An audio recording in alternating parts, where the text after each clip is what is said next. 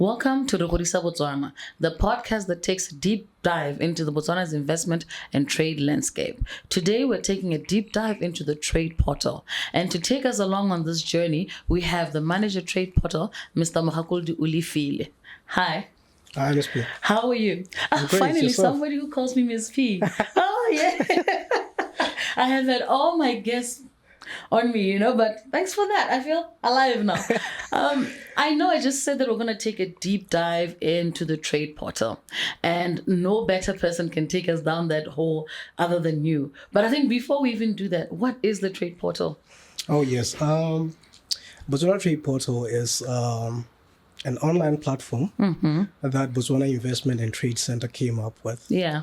As a solution to the ever, evolving challenge of really doing business in Botswana. Yeah. The biggest challenge that we noted, of course, was the issue of transparency when it comes to really doing any sort of business in Botswana. Yeah.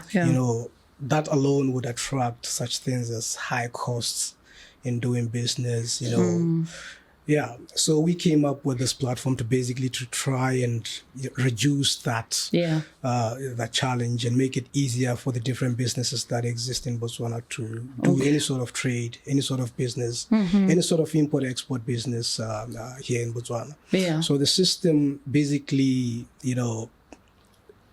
integrates the different trade regulatory instruments that we have in Botswana. Yeah. Puts it in one place for it to be accessible freely to the different businesses. It's a free service. Yes, it is. Oh wow. Okay. So anybody can just jump in and use it basically. Yes. So what kind of services? I know you've touched on getting regulatory information. What kind of services can one get when using the Trade Portal? Oh yes. Because it's a National Trade Facilitation Enquiry Point, it serves as an information platform, right? Like I said, it helps reduce the turnaround time in really having access to this information. What used to happen in the past, you would have, someone travel from as far as Lobatse to Gaborone just to get information. To have access to, the requirements in setting up a business. Oh, yeah. So what we are essentially saying is that you no longer have to travel all the way to Gaborone. All you need to do is to just log into the Botswana Trade Portal, search for this information. The system will be able now to pull information and give it to you in a simpler manner. So what we did, we took all these bulky documents that we know as legal instruments. Yeah. We simplified them for the businesses to understand, in a flow chart type of presentation, so that it makes it easier for people to understand and to also navigate the process as well. So we've made it easier for people to access this information through Botswana Trade Portal. So I've heard of the Trade Facilitation Enquiry Point. What exactly is that? Mind you, I've heard a lot when it comes to Trade Portal, but today I'm going to take full advantage to thoroughly understand it. Definitely. A National Trade Facilitation Enquiry Point basically is a designated point for the country where traders can basically inquire about issues of trade facilitation. Yeah. So the Trade Portal has been selected as one of those platforms that the government can refer to as a national inquiry point for trade facilitation. Because we sit in the National Trade Facilitation Committee. So we get to discuss some of the issues that affect how, trade occurs or how trade happens in Botswana and around Botswana. Yeah. I need to you're going to be defining quite a lot today. Brace yourself. That's okay. What is the National Trade Facilitation Committee? Yes. And who's in it, really? Hey. It's okay. We're here to explain. I want to understand We're today. here to explain. Yeah.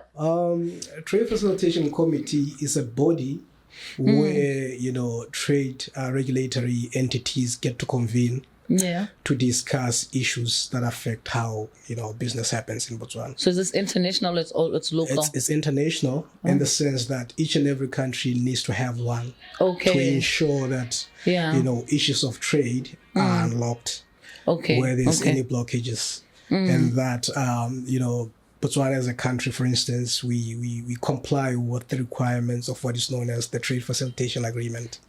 Yes. You smile because you know. Which is another instrument that, Yes. with the existence of Botswana Trade Portal, Botswana, has been able to comply with the requirements of that particular. It was fascinating because the other week we had Demo here speaking a lot to trade. Yes. And I've come to realize that trade is like an enigma. You know what I mean? That we know export is like, sending goods out there. Yes. But trade seems to be a whole different world. There's a lot happening there. There's a lot happening there. And I remember I once went into the trade portal in preparation to send some goods out for Expo 2020. Yes. And for all these different expos.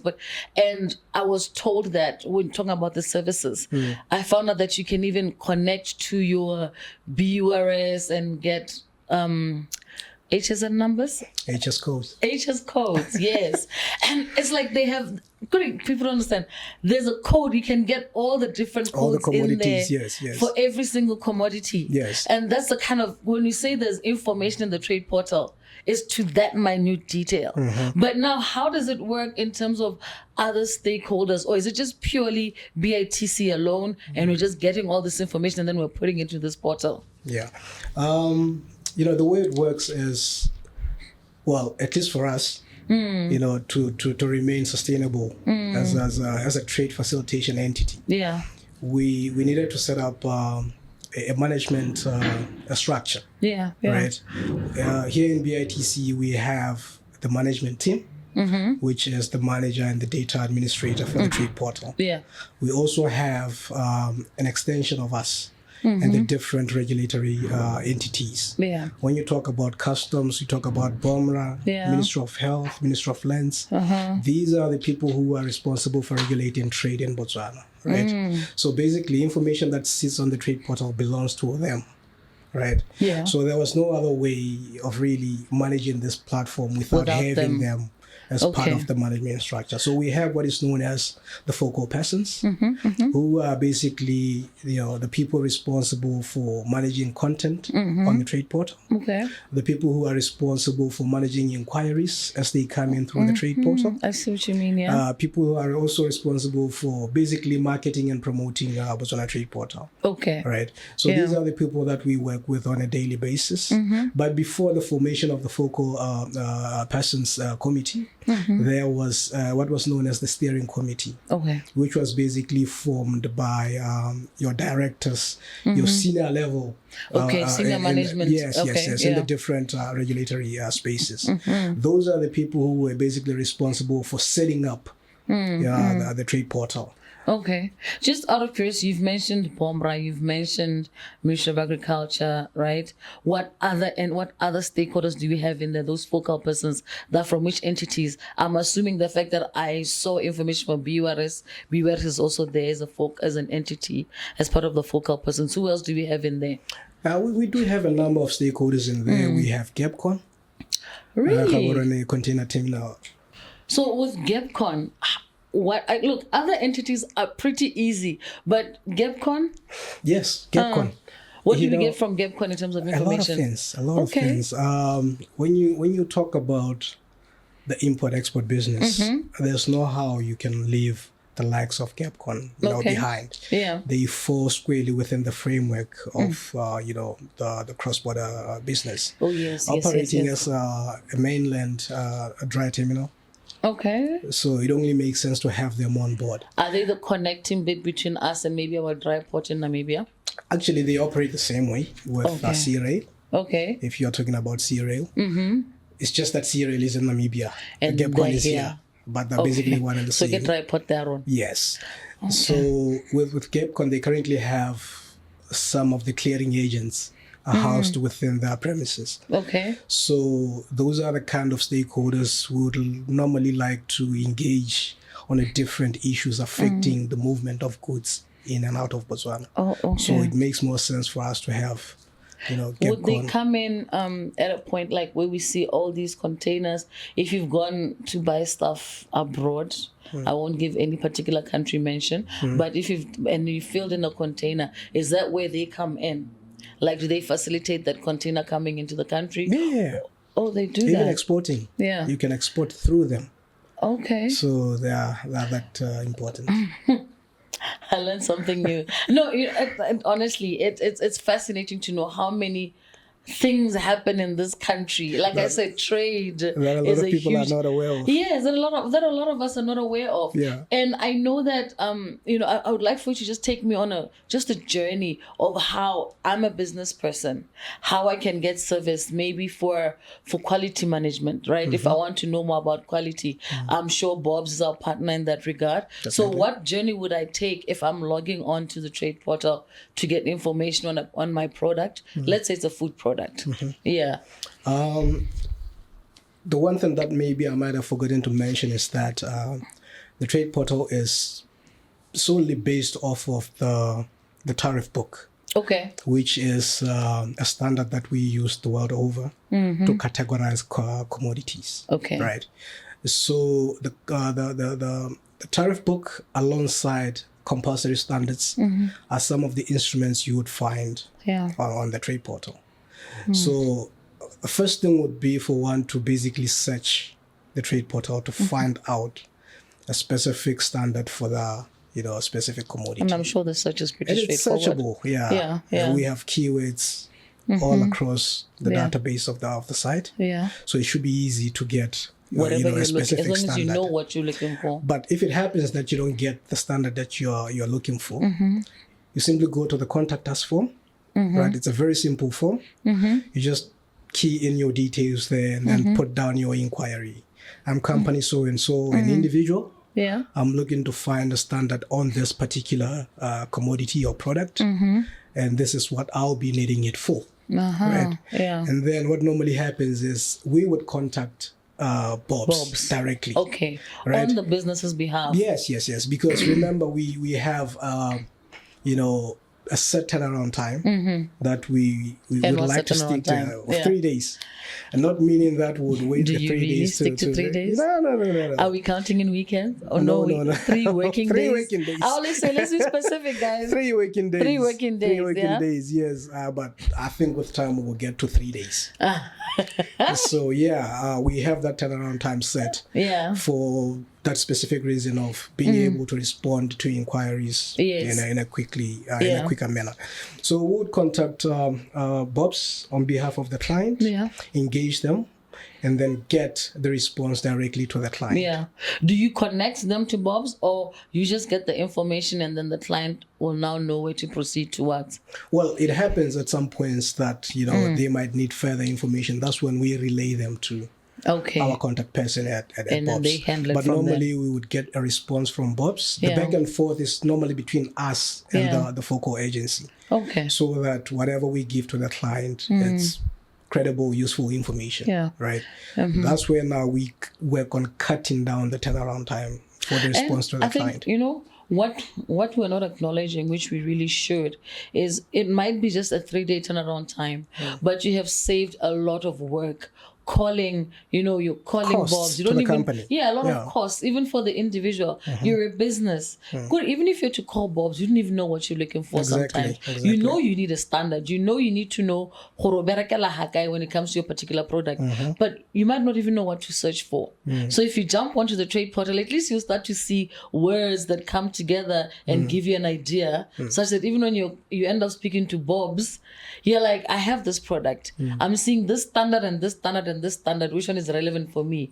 As opposed to starting off on I need a standard. I'm not sure what I'm looking for. Exactly. I think it really saves a lot of time. And now, since this was launched in 2016, how are we doing on users right now? I would say I'm happy. You're happy? With utilization so far. How many? At the moment, I'm sitting at over 116. The smile on your face. 116 annual utilization for the portal. 116,000. This is a first, by the way. That is for us. Yes. We've been, lingering around 45,000. So when did it grow exponentially? This year.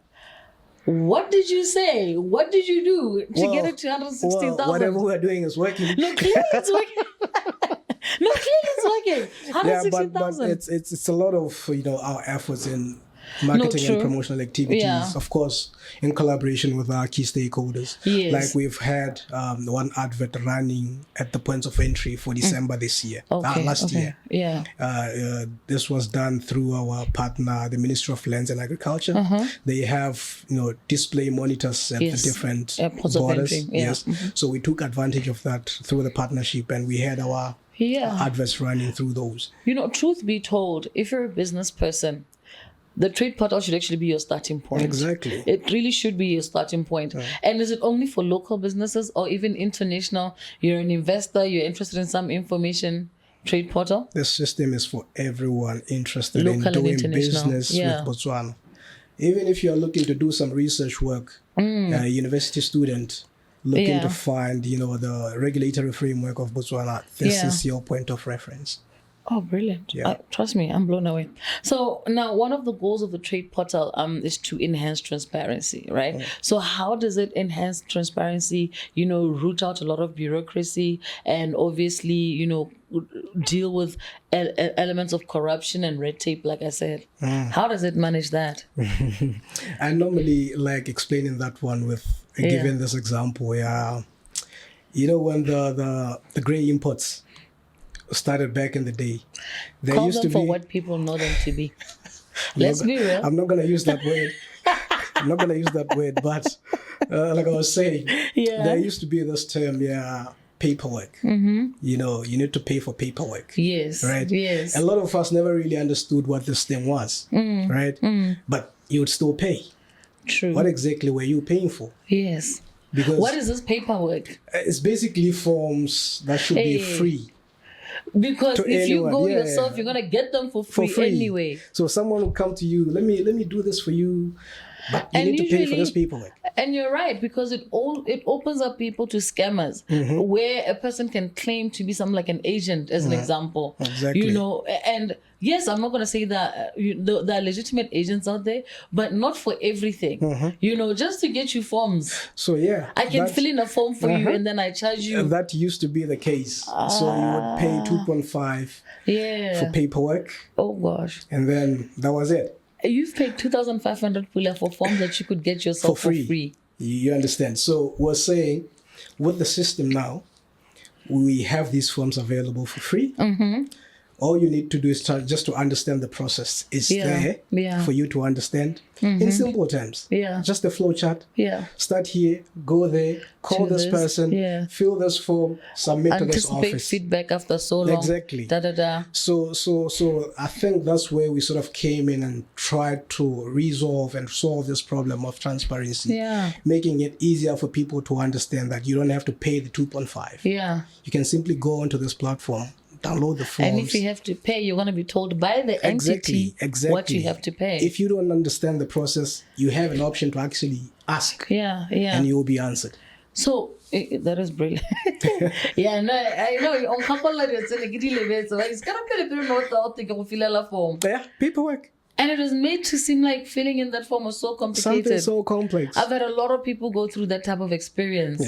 And this would be a genuine person who really wants to start up business and they believe that they need support. So now the Trade Portal is saying, we'll give you the right support through the Trade Portal. Now, one of the things is, how does the portal support businesses? I mean, especially small businesses, looking at identifying opportunities and, finding markets out there, trying to expand, trying to grow.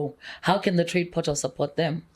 One way in which we help, the companies that we work with here in Botswana is through our market access reports, right? We have one function of the Trade Portal where we put down our publications.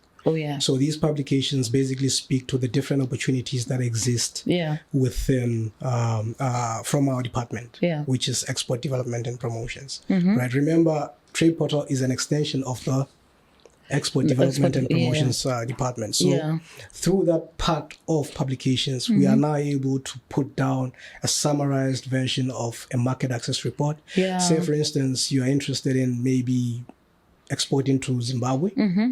We have in the past shared, a market access report for Zimbabwe, where we are showcasing different opportunities available.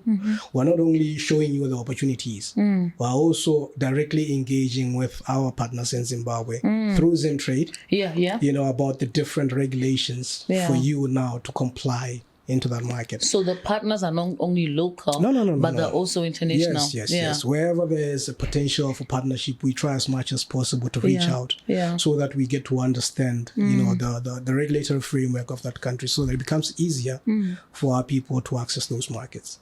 Now, I'm just curious. We've just been, smiling a lot about the 116,000 users, and clearly that shows that something is being done right. Now, what makes our model successful, the Botswana model? Because I'm of the belief that this is not the only trade portal that is out there. Very true. Yeah. As a matter of fact, we learned a lot from Lesotho. Oh. Who then years later came back to us, to sort of benchmark. Exactly that. I don't know. I'm gonna say it all. Yes. So the one thing that we got right with our trade portal was the management structure. Right. We were advised when we started to have the management team, forming part of the structure here in BITC. To make this thing sustainable. To open all the necessary doors. So with other countries, unfortunately, it was a by the way thing for them. So you would have Miss P sitting wherever she sits, doing what she does, and then be given another mandate to oversee the trade portal. So it does that not never become really a priority. Worked. So that never really worked. And for us, I think we got it right from the beginning. And that's why we had the likes of Namibia as well coming in, to learn a few things from us, because they did have one at one point, which unfortunately didn't go as far as they would have liked it to. So I think the management structure set up for the trade portal has been key. Now, what I've come to learn and appreciate here is that this is actually a very helpful tool. Now, what would you say to all the small business, all the different types of businesses out there? What advice would you give them? What do you think is key that they need to know when it comes to the trade portal so that they come and use it? This is me hoping by the end of this year we're talking 200-something thousand users, if not more. Exactly. What do you think they should really know to use this? Why it's so important that they use the trade portal? Yeah, it's very important for them to use, for the business community to really use the trade portal, mostly because of, a number of reasons that I just alluded to.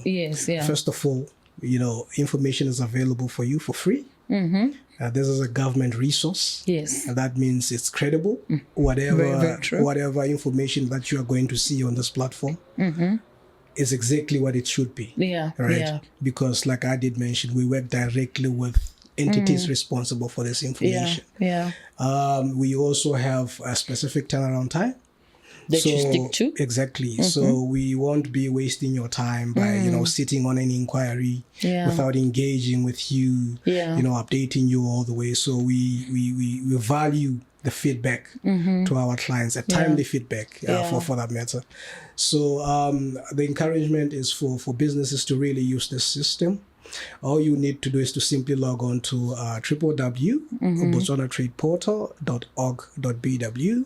You should be able, again, to send your inquiries through the same platform. You don't need to travel all the way from Francistown, from Kasane, from Maung to Gaborone to get, information on any issues of trade. We are here for you.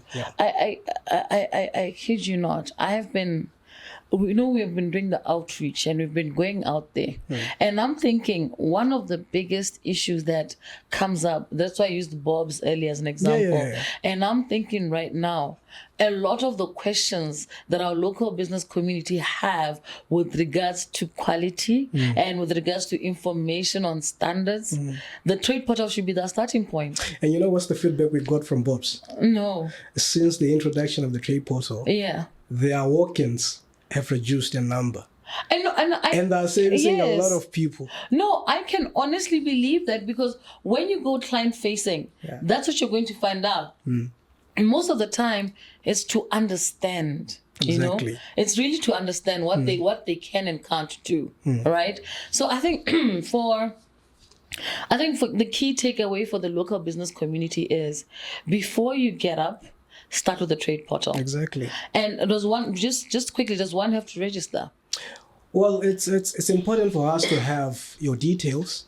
So it's key that you register with us for easy communication going forward. True. But then again, you know, like we said, the information is free. Yes. For those users who are not really interested in registering, Yeah. you can simply log in. You'll still have access to the same information. The difference is when there's any, you know, regulatory change, you won't be notified as and when. That's the advantage of now you being able, you being registered with the portal. If anything changes in any regulation, as soon as we make that update, you are notified on your mobile device or your email. That's actually very key. Yeah. So as a business person, you won't be left behind and caught back-footed when regulations have changed. You are kept and now it informed becomes all a the way. costly exercise to remedy that. Yeah. So I think, you know what? For me, I would like to say, if you're a business person, and I'm coming at it from a Pusha BW perspective, domestic investment perspective, all the local businesses that are out there, my advice is go onto the trade portal before you feel you have no access to information. Definitely. And the trade portal will guide you to all the relevant stakeholders that you need. I think that's the best starting point. Only if there's nothing, then you can go to a ministry or a government office. But you still can let us know that I'm having troubles with this. There we go. And then BITC will do the legwork for you. Exactly. That's basically what it is. No, but thank you so much, Moga. I think it has been so enlightening. It has been really, really enlightening that you can do so much from a trade perspective, learn about our imports and exports, and have so many stakeholders under one roof, and that's so easily accessible. As you can see, my eyes have been opened. And mind you, the trade portal is right next to me. It's right here. Yeah, but thank you very much, Moga, for joining us today. And that was our podcast. That was our episode for today. I think our eyes have been opened. And I will repeat, if you're a business person and you need information, what has become very clear today is that the trade portal is your starting point. And from that point onwards, at least you'll know that the feedback you're getting, the information you're getting, all of that is credible information. Even when you're told to engage a certain entity, you can be guaranteed that that information is credible. You can be guaranteed that you'll only pay what you need to pay. And usually those are the fees that come with the service from the main entity itself, whether it's BOBS or SEPA or other entities. I can't really buttress this any harder, how impactful and also important working through the trade portal would be. But that is our episode for today. Thank you for joining us. Once again, you can get more information here at our BITC offices. You can call 363-3300, or you can check us on our different social media handles. On our Facebook is Botswana Investment and Trade Center. On X, formerly known as Twitter, it's go_Botswana. And on Instagram, it's go Botswana 1. Follow us on all our social media handles and come back for the next episode.